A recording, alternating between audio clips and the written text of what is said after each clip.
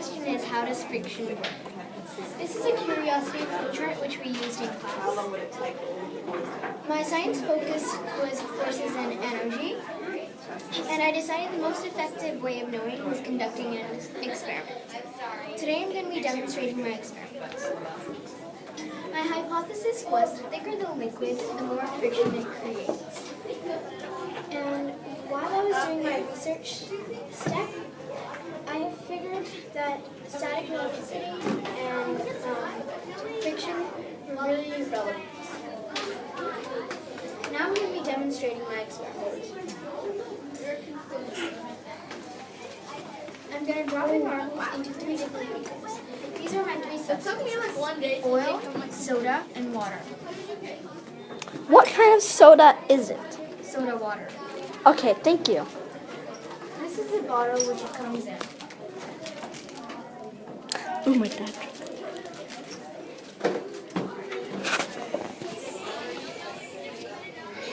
So first I'm going to drop the marble in carefully. That was for the oil.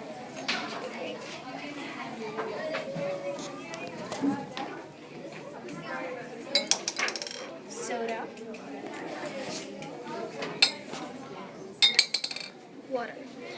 You can make out that the oil went in slightly slower. This is because the thicker the liquid, the more friction it creates. That was not only a true fact, but that was also my hypothesis which I had come up with. Now I'm carefully going to take out the marbles. Which one? All 3? I'm going to place them in the spoons.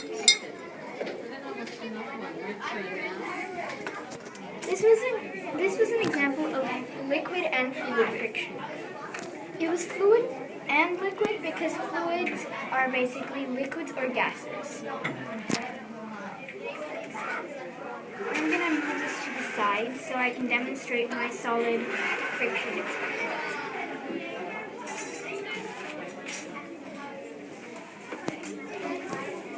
So I use everyday objects for my solids. I have a rubber whiteboard eraser, and I have plastic glue stick. I have a metal and plastic scissor, plastic permanent marker, flexible post-it pad, and last but not least, a marker. So first we're going to start with the glue stick. I'm just going to give it a little flick, and the glue stick is rolling quite a lot because it's a round item. The round item means it's rolling friction. Now we're going to use an item which is not round, and that is a scissor. The scissor went the same because the weight is heavier front, which drags it to the I'm going to be using the flexible post-it pad. This went less because it's not round and it's thicker.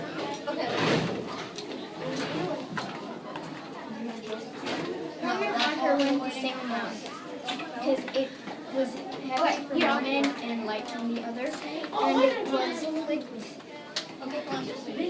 horizontal.